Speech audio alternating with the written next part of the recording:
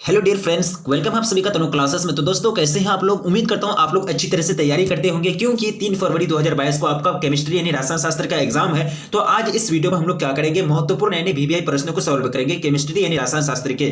ठीक है, ये सभी क्वेश्चन से मोस्ट इंपोर्टेंट क्वेश्चन है और यहाँ से क्वेश्चन से बार बार पूछे जा चुके हैं। क्यों मैं हर एक वीडियो में बोलता हूँ कि प्रीवियस ईयर का जो क्वेश्चन होता है वो सेम टू सेम उठा के पूछ दिया जाता है। तो हम लोगों को प्रैक्टिस करना बहुत जरूरी है। वैसे भी तो हम लोग तो पढ़ तो लिए हैं, अच्छी तरह से रीडिंग भी कर लिए, थ्योरी भी हम लोग का मजबूत है, पर प्रैक्टिस बहुत जरूरी है। प्रैक्टिस होना बहुत जरूरी है, क्योंकि प्रैक्टिस से आपको यह पता चलता है कि क्वेश्चन जो बोर्ड एग्जाम में पूछे जाएंगे उसका टाइप कैसा होगा, क्या लेवल होगा, क्या उसको पूछने का तरीका होगा, ये सारा चीज मालूम पड़ जाता है। ठीक है, तो ये सभी क्वेश्चन से बोर्ड एग्जाम की दृष्टि से काफी महत्वपूर्ण है और ये क्वेश्चन से बार बार पूछे जा चुके हैं। ठीक है, इसलिए मैं चाहूंगा कि आप सभी क्वेश्चन को एक बार रिवाइज करेंगे। तो चलिए स्टार्ट करते हैं। सबसे फर्स्ट क्वेश्चन आपका स्क्रीन पर क्वेश्चन क्या कर रहा है। क्वेश्चन सिंपल है। क्वेश्चन कह रहा है कि निम्न में हाइड्रोफोबिक क्या कह रहा है कि हाइड्रोफोबिक कोलाइड है, यानी हाइड्रोफोबिक कोलाइड कौन हो जाएंगे, स्टार्च या फिर जिलेटिन या फिर गोंद या फिर सल्फर। तो बिल्कुल इसका जो राइटर्स हो जाएगा वो हो जाएगा आपका सल्फर। ये क्या है, हाइड्रोफोबिक कोलाइड है। ठीक है, यानी ऑप्शन आपका डी करेक्ट हो जाएगा फर्स्ट नंबर क्वेश्चन का। अब देखिए क्वेश्चन नंबर सेकंड कह रहा है कि किसके द्वारा दूध को कुछ समय के लिए सुरक्षित किया जा सकता है। तो दूध को किसके द्वारा, यानी आपको विलियन पूछा गया है, तो वो कौन सा विलियन है जिसकी सहायता से, जिसकी मदद से दूध को कुछ समय के लिए बैक्टीरिया से सुरक्षित करके हम लोग रख सकते हैं। तो सिंपल सी बात है, वो जो हो जाएंगे फॉर्मल्डिहाइड विलियन, यानी फॉर्मल्डिहाइड का जो सॉल्यूशन होता है, इसके सॉल्यूशन के माध्यम से इसका उपयोग करके दूध को कुछ समय के लिए सुरक्षित रखा जा सकता है, सुरक्षित किया जा सकता है। थर्ड नंबर क्वेश्चन आपका स्क्रीन पर काफी सिंपल क्वेश्चन है। क्वेश्चन कह रहा है कि भौतिक अधिशोषण में गैस के कण ठोस सतह पर किस बल द्वारा बंधे रहते हैं। तो वो जो बल होता है इसमें कौन सा बल पाया जाता है, कौन सा बॉन्डिंग एनर्जी पाई जाती है। सिंपल सी बात है, उसमें जो बॉन्ड रहते हैं वांडर वाल फोर्सेस, यानी वांडर वाल बॉन्ड इसमें बल पाए जाते हैं। ऑप्शन आपका डी करेक्ट हो जाएगा थर्ड नंबर क्वेश्चन का। नेक्स्ट देखिए क्वेश्चन नंबर 4। क्वेश्चन कह रहा है कि रासायनिक अधिशोषण क्या कह रहा है कि रासायनिक अधिशोषण में कितने परतें होती है, 1 2 या फिर बहुत सी या फिर शून्य। तो रासायनिक अधिशोषण में जो परत की संख्या होती है 1 लेयर, कितना 1 लेयर यानी एक परत होती है। ऑप्शन आपका ए करेक्ट हो जाएंगे फोर्थ नंबर क्वेश्चन का। नेक्स्ट देखिए क्वेश्चन नंबर 5। क्वेश्चन कह रहा है कि टिंडल प्रभाव पाया जाता है। टिंडल प्रभाव किसमें पाया जाता है, विलियन में या फिर अपचेत में या फिर सॉल्व में या फिर वाष्प में। तो टिंडल प्रभाव हम लोग 10th में भी पढ़े हैं, इसमें हम लोगों को कंफ्यूज नहीं होना चाहिए। वो जो पाया जाता है सॉल्व में पाया जाता है, किसमें, सॉल्व में पाया जाता है। ऑप्शन सी करेक्ट हो जाएंगे 5 नंबर क्वेश्चन का। क्वेश्चन कह रहा है कि निम्न में कौन सबसे मीठा कृत्रिम शुगर है, यानी मीठा का मतलब होता है स्वीटेस्ट, यानी सबसे ज्यादा मीठा आर्टिफिशियल एजेंट, यानी आर्टिफिशियल शुगर का जो एजेंट है वो कौन है, स्पार्टेम या फिर सुक्रोलोज या फिर एलिटेम या फिर सुक्रोज। तो बिल्कुल क्या हो जाएगा, राइट आंसर सुक्रोज हो जाएगा। सुक्रोज जो है सबसे ज्यादा मतलब मीठा होता है, यानी सबसे ज्यादा मतलब क्या होता है, एक तरह से कृत्रिम शुगर। ऑप्शन आपका डी करेक्ट हो जाएगा, सॉरी इसका हो जाएगा एलिटेम, एलिटेम हो जाएगा, क्या हो जाएगा एलिटेम, यानी आपका ऑप्शन सी करेक्ट हो जाएगा। ऑप्शन सी करेक्ट, एलिटेम है ना, तो एलिटेम सबसे ज्यादा कृत्रिम जो है मीठा है, यानी कृत्रिम स्वीटिंग एजेंट है, यानी स्वीटिंग आर्टिफिशियल एजेंट है। ऑप्शन सी राइट आंसर हो जाएंगे 6 नंबर क्वेश्चन का। अब देखिए क्वेश्चन नंबर 7 क्या कह रहा है कि निम्न में कौन बैक्टीरियो, क्या कह रहा है कि बैक्टीरियो स्टैटिक एंटीबायोटिक है। बैक्टीरियो स्टैटिक एंटीबायोटिक कौन हो जाएंगे, एरिथ्रोमाइसिन या फिर पेनिसिलिन या फिर एमिनोग्लाइकोसाइड या फिर ऑफ्लोक्सासिन। ठीक है, तो इसका जो करेक्ट आंसर हो जाएगा 7th नंबर क्वेश्चन का हो जाएगा आपका एरिथ्रोमाइसिन। ये क्या है, बैक्टीरियो स्टैटिक एंटीबायोटिक है। ऑप्शन ए राइट आंसर हो जाएंगे 7th नंबर क्वेश्चन का। नेक्स्ट देखिए क्वेश्चन नंबर 8। क्वेश्चन कह रहा है कि निम्न में कौन लोकल एनास्थेटिक के रूप में उपयोग किया जाता है। लोकल यानी जनरली जो एनास्थेटिक के रूप में उपयोग किया जाता है। सिंपल सी बात है, एनास्थेटिक के रूप में ये क्या करता है, पेन को किल करता है ना, या और जो एंटीपायरेटिक होता है वो बुखार यानी ज्वर को किल करता है। ठीक है, तो लोकल एनास्थेटिक के रूप में जो उपयोग होता है ना वो होता है प्रोकिन का। किसका, procaine is painkiller, procaine is painkiller. क्यों, प्रोकिन क्या है, एनास्थेटिक है, सॉरी ये हो जाएंगे प्रोकॉन हो जाएंगे, यानी ऑप्शन आपका बी करेक्ट हो जाएगा। देखिए क्वेश्चन नंबर 9 क्या पूछ रहा है कि टाइफाइड में प्रयुक्त होने वाला प्रतिजैविक कौन है। टाइफाइड में, तो टाइफाइड में जो प्रयुक्त होने वाला जो प्रतिजैविक है, तो वो जो प्रतिजैविक है वो हो जाएंगे आपके कलोडम फेनिकोल। क्या हो जाएंगे, कलोडम फेनिकोल टाइफाइड में प्रयुक्त होने वाला प्रतिजैविक है। ऑप्शन बी राइट हो जाएंगे 9th नंबर क्वेश्चन का। नेक्स्ट क्वेश्चन की ओर बढ़ा जाए। Question number 10। क्वेश्चन करा कि निम्न में कौन बॉन्ड COOH समूह नहीं है, कौन सा, किसमें बॉन्ड COOH समूह ग्रुप नहीं पाए जाएंगे, एस्पिरिन में, बेंजोइक एसिड में या फिर पिक्रिक एसिड में या फिर सभी में COO यानी बॉन्ड COOH ग्रुप पाए जाएंगे। तो सिंपल सी बात है, हम लोग जो जानते हैं कि पिक्रिक जो एसिड होता है ना इसमें बॉन्ड COOH ग्रुप नहीं पाया जाता है, यानी फंक्शनल ग्रुप बॉन्ड COOH इसमें उपस्थित नहीं रहते हैं पिक्रिक एसिड में। ठीक है, ऑप्शन आपका सी राइट आंसर हो जाएंगे 10th नंबर क्वेश्चन का। क्या हो जाएगा, ऑप्शन सी बिल्कुल राइट आंसर हो जाएगा। नेक्स्ट देखिए क्वेश्चन नंबर 11। क्वेश्चन पूछ रहा है कि एस्पिरिन के लिए कौन सा कथन सत्य नहीं है, यानी गलत है। मतलब ये 4 कथन दिया गया है, तो 4 में से एक कथन आपको गलत है, वो आप गलत कथन को, गलत स्टेटमेंट को आप चूज करके निकालिए। किसके बारे में, एस्पिरिन के बारे में। तो यहाँ जो गलत कथन है ना वो हो जाएंगे आपके, ये हो जाएंगे एस्पिरिन एक स्वापक प्रणाली है, ये यानी लोकल यानी नार्कोटिक एनाल्जेसिक जिसको बोलते हैं, तो ये बात गलत है, ये नहीं है, यानी एस्पिरिन ये लोकल एनास्थेटिक नहीं है, नार्कोटिक एनाल्जेसिक नहीं है। ऑप्शन आपका एक करेक्ट हो जाएगा 11वें नंबर क्वेश्चन का। नेक्स्ट देखिए क्वेश्चन में 12th, बेंजीन अम्ल, बेंजीन का जो सूत्र होता है, सिंपल सा सूत्र होता है C6H6 क्या होता है, बेंजीन, यानी ऑप्शन आपका सी करेक्ट हो जाएगी 12वें नंबर क्वेश्चन का। नेक्स्ट देखिए क्वेश्चन में 13, क्वेश्चन करा कि निम्नलिखित में से कौन प्रबलतम भस्म है, यानी सबसे ज्यादा मतलब प्रबलतम जो होता है, स्ट्रॉन्गेस्ट जो बेस होगा वो क्या होगा, तो वो जो होते हैं ना CH3NH2 किसमें दिया ऑप्शन बी, ये सबसे ज्यादा मतलब प्रबलतम भस्म है। अब देखिए क्वेश्चन में कितना 14, क्वेश्चन पूछ रहा है कि एनिलीन में पाई बॉन्ड की संख्या जो होगी वो कितना होगी। एनिलीन में पाई बॉन्ड की यानी हम लोग जानते हैं कि सिंगल बॉन्ड जो होता है वो सिग्मा बॉन्ड होता है, डबल बॉन्ड में एक सिग्मा बॉन्ड एक पाई बॉन्ड होता है, ट्रिपल बॉन्ड में दो पाई बॉन्ड और एक सिग्मा बॉन्ड होता है। ठीक है, तो इससे क्लियर हो जाएंगे। सिर्फ एट फर्स्ट आप एनिलीन का क्या करेंगे, ओपन स्ट्रक्चर करेंगे, जहां डबल रहेगा वो एक सिग्मा एक पाई, जहां ट्रिपल रहेगा दो पाई एक सिग्मा, जहां सिंगल रहेगा वो एक सिग्मा। ठीक है, यानी सिग्मा के अंतर्गत उसको गिना जाएगा। तो इसमें टोटल पाई बॉन्डों की जो संख्या होगी एनिलीन में, सिंपल सी बात है, उसमें जो होती है टोटल 3 पाई बॉन्ड पाए जाएंगे। अब नेक्स्ट क्वेश्चन देखिए, क्वेश्चन कराएंगे बॉन्ड CONH2 ग्रुप को कहा जाता है, यानी जो ये फंक्शनल ग्रुप है ना बॉन्ड CONH2 ग्रुप, इसको क्या कहा जाता है, एमिडो ग्रुप या फिर एमिनो ग्रुप या फिर एमिनो ग्रुप या फिर कार्बोलेमेन। तो इसको जो कहा जाता है ना, इसको क्या कहा जाता है, एमिडो ग्रुप कहा जाता है। इसको क्या कहा जाता है,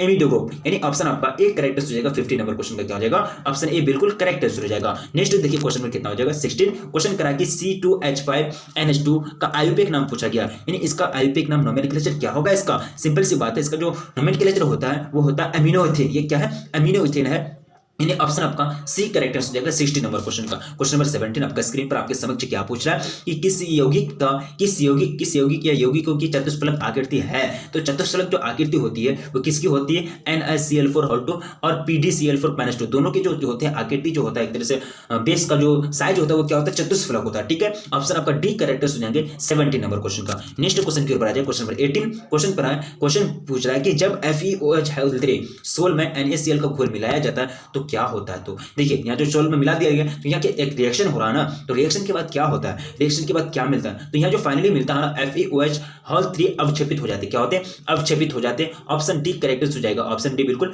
करेक्ट हो जाएगा 18 नंबर क्वेश्चन का। अब नेक्स्ट क्वेश्चन के ऊपर आ जाए, क्वेश्चन नंबर 19, क्वेश्चन पूछ रहा है कि निम्नलिखित जटिल यौगिक में किसका अनुचुंबकीय आघूर्ण सबसे अधिक है। अनुचुंबकीय आघूर्ण की बात की जाती है सबसे एक्सेस होगा, ये तीनों के कंपैरिजन में, ये चारों के कंपैरिजन में, चारों में जो सबसे ज्यादा होगा वो आपको चूज करके निकालना है। तो ये जो हो जाएंगे ना FeH2O और 6Cl2, इसका जो अनुचुंबकीय आघूर्ण होगा सबसे ज्यादा होगा ये तीनों के कंपैरिजन में। ठीक है, यानी आपका ऑप्शन बी करेक्ट हो जाएगा, क्या हो जाएगा, ऑप्शन बी करेक्ट हो जाएगा 19 नंबर क्वेश्चन का। अब नेक्स्ट क्वेश्चन के ऊपर आ जाए, मालाकाइट एस्क का सूत्र, मालाकाइट जो एस्क है तो इसका फॉर्मूला आपसे पूछा गया, तो सिंपल सी बात है, मालाकाइट जो सूत्र है क्या हो जाएंगे इसका, सॉरी ये जो एस्क है यानी और है, इसका फॉर्मूला होता है CuOH2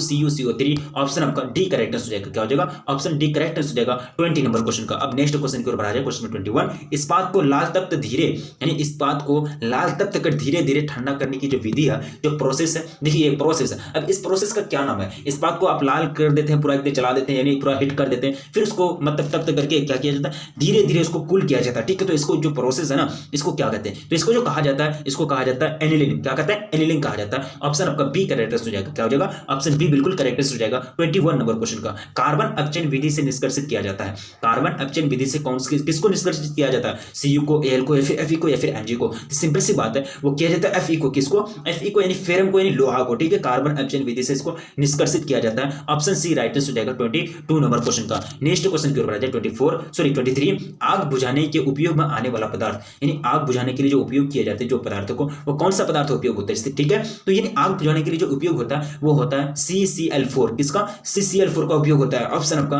बी राइट हो जाएंगे 23 नंबर क्वेश्चन का, क्या हो जाएगा, ऑप्शन बी राइट हो जाएंगे 23 नंबर क्वेश्चन का। नेक्स्ट क्वेश्चन की ओर आ जाए, क्वेश्चन नंबर 24 क्या पूछ रहा है कि अयस्क से गंधक औषधि को हटाने के लिए वायु की उपस्थिति में गर्म करने की जो विधि है उसको क्या कहते हैं। वायु की उपस्थिति में गर्म हो रही है, वायु की उपस्थिति में होता है आपका जारण, क्या होता है, जारण, और वायु की अनुपस्थिति में निस्तापन, वायु की अनुपस्थिति में निस्तापन, वायु की उपस्थिति में जारण, यानी 24 का आपका राइट आंसर हो जाएगा ऑप्शन बी, क्या हो जाएगा, ऑप्शन बी बिल्कुल करेक्ट आंसर हो जाएगा। अब देखिए क्वेश्चन नंबर 25, क्वेश्चन पूछा गया कि निम्नलिखित में सबसे कम भास्मिक है, सबसे कम जो भास्मिक होगा वो कौन सा होगा? तो सबसे कम यहाँ जो भास्मिक होगा वो हो जाएगा आपका Ni3। ये जो है क्या है, सबसे कम भास्मिक है। ऑप्शन आपका सी करेक्ट हो जाएगा 25 नंबर क्वेश्चन का। नेक्स्ट क्वेश्चन देखिए, क्वेश्चन 26, H2SO4 क्या है? सिंपल सी बात है, H2SO4 क्या है? अम्ल है, एसिड है? अम्ल है ना। H2SO4 10th क्लास में ही पढ़ते आ रहे हैं हम लोग, ठीक है, H2SO4, ठीक है।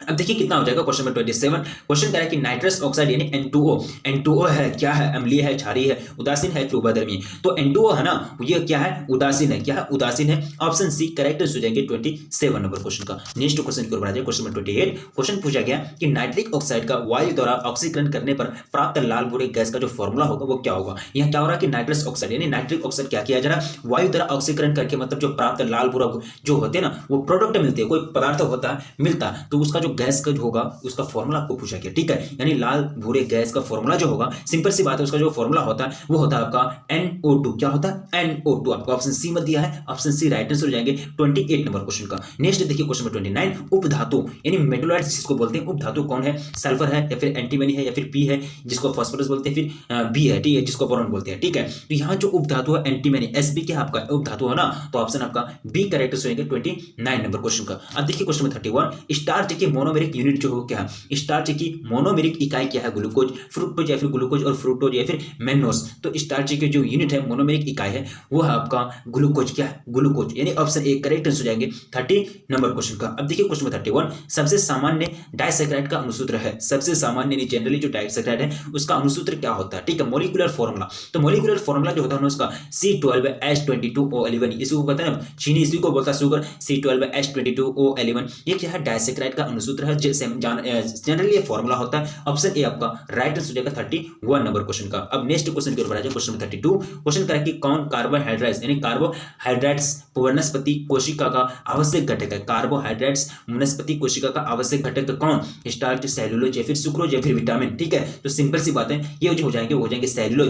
ये जो ऐसा कार्बोहाइड्रेट, ये एक ऐसा है जो क्या है? कार्बोहाइड्रेट्स वनस्पति कोशिका का सबसे आवश्यक घटक है, सबसे मतलब जरूरी फैक्टर है। ऑप्शन आपका बी करेक्ट हो जाएगा 32 नंबर क्वेश्चन का। अब देखिए क्वेश्चन में 33, क्वेश्चन कह रहा है कि रक्त में ग्लूकोज निर्धारित किया जा सकता है, रक्त में ग्लूकोज निर्धारित किया जा सकता है, कितना रक्त में ग्लूकोज है नहीं है, तो ये जो निर्धारित किया जा सकता है ना, ये किया जा सकता है बेनेडिक्ट विलियन द्वारा। किसके द्वारा? बेनेडिक्ट विलियन के द्वारा, यानी बेनेडिक्ट विलियन का ऑप्शन आपका एक करेक्ट आंसर हो जाएगा 33 नंबर क्वेश्चन का। अब देखिए क्वेश्चन में 34, क्वेश्चन पूछ रहा है कि निम्न में से कौन शर्करा डाइसैकेराइड नहीं है? लैक्टोज या फिर गैलेक्टोज या फिर सुक्रोज या फिर माल्टोज। सिंपल सी बात है, डाइसैकेराइड नहीं है। 34 नंबर क्वेश्चन आपका पूछ रहा है, ठीक है। तो इसका जो करेक्ट आंसर हो जाएंगे ना, वो हो जाएंगे गैलेक्टोज। ये जो है डाइसैकेराइड नहीं है, ये एक ऐसी शर्करा है जो डाइसैकेराइड नहीं है। बाकी लैक्टोज, माल्टोज और सुक्रोज क्या है? डाइसैकेराइड है। ऑप्शन आपका बी करेक्ट हो जाएगा 34 नंबर क्वेश्चन का। अब देखिए क्वेश्चन नंबर 35, क्वेश्चन कह रहा है कि संक्रमण तत्वों के द्वारा अधिकतम ऑक्सीकरण अवस्था प्रदर्शित हो सकते हैं। तो अधिकतम यानी ज्यादा से ज्यादा अगर ऑक्सीकरण अवस्था प्रदर्शित होता है वो 8 + 8 कितना?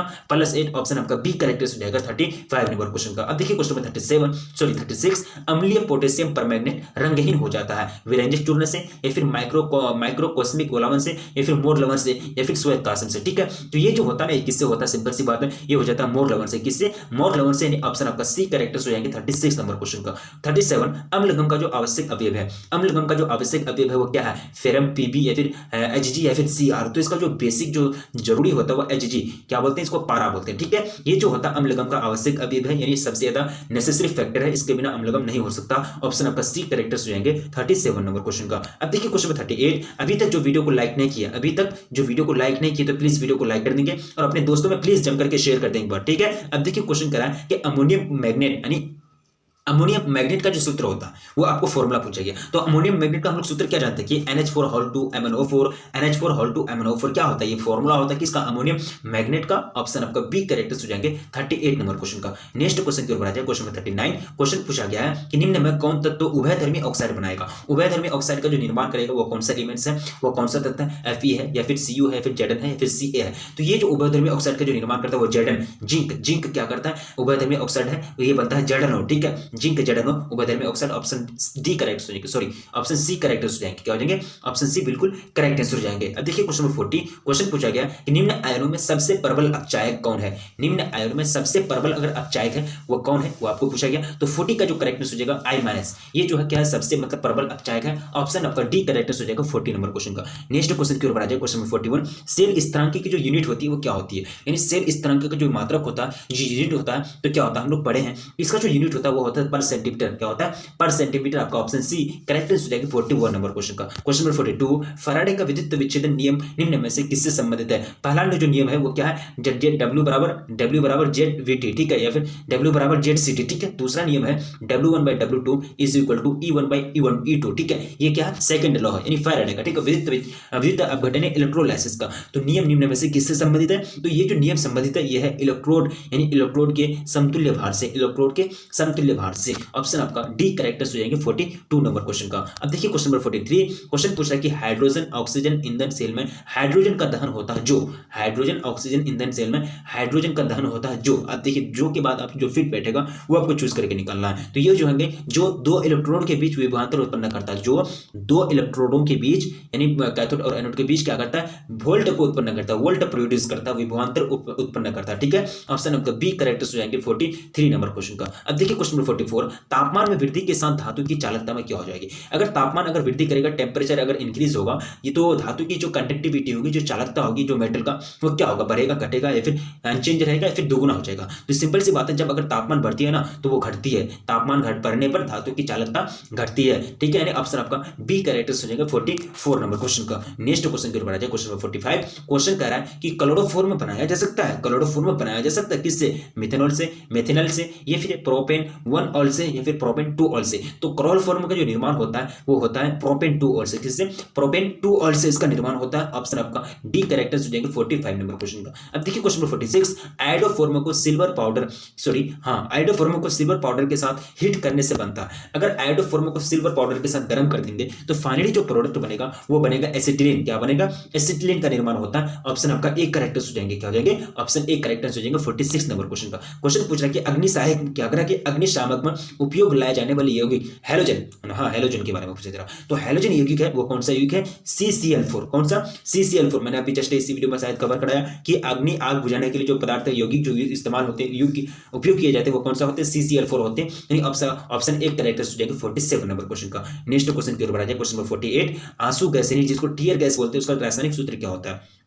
यानी जो आंसू गैस होता है वो होता है CCl3NO2, CCl3NO2, ठीक है। नेक्स्ट देखिए क्वेश्चन 49, एथिल अल्कोहल के साथ NaOH की उपस्थिति में क्लोरीन अभिक्रिया से बनता है। तो क्लोरीन अभिक्रिया से जो बनता है वो बनता है CHCl3 का निर्माण होता है। क्या होता है, CHCl3 का निर्माण होता है। ऑप्शन डी करेक्ट आंसर हो जाएगा 49 नंबर क्वेश्चन का। अब देखिए क्वेश्चन नंबर 50, क्वेश्चन पूछा गया कि निम्न में कौन प्रतिहीम यानी एंटीफ्रीज की तरह कार्य करता है। एंटीफ्रीज की तरह कौन कार्य करता है, ग्लाइकोल, फिर एल्थिल अल्कोहल जल, या फिर मेथिल अल्कोहल। तो यहाँ जो ये क्या है, ग्लाइकोल जो है ना ये एंटीफ्रीज की तरह वर्क करता है, ठीक है। ऑप्शन आपका एक करेक्ट हो जाएगा 50 नंबर क्वेश्चन का। तो ये सभी क्वेश्चन बोर्ड एग्जाम के लिए काफी महत्वपूर्ण है। उम्मीद करता हूं कि आप पूरा एक तरह से सभी क्वेश्चंस को याद रखेंगे। जो भी आप स्क्रीनशॉट लिए हैं वो क्वेश्चन को, वो स्क्रीनशॉट्स को 1 से 2 बार देखेंगे, आपको सभी चीज याद हो जाएगा, ठीक है। तो अभी तक जो वीडियो को लाइक नहीं किया तो प्लीज वीडियो को लाइक कर देंगे और अपने दोस्तों में प्लीज जम करके शेयर कर देंगे, क्योंकि ये इस चैनल पर आपको और चैनल को भी सब्सक्राइब कर लेंगे, क्योंकि इस चैनल पर आपको पूरी तरह से तैयारी कराई जाती है। वो मटेरियल प्रोवाइड किया जाता है जो बोर्ड एग्जाम के लिए काफी कारगर साबित होता है। यानी एक अच्छा मार्क्स लाने के लिए, अच्छा प्रदर्शन करने के लिए जो मटेरियल से चाहिए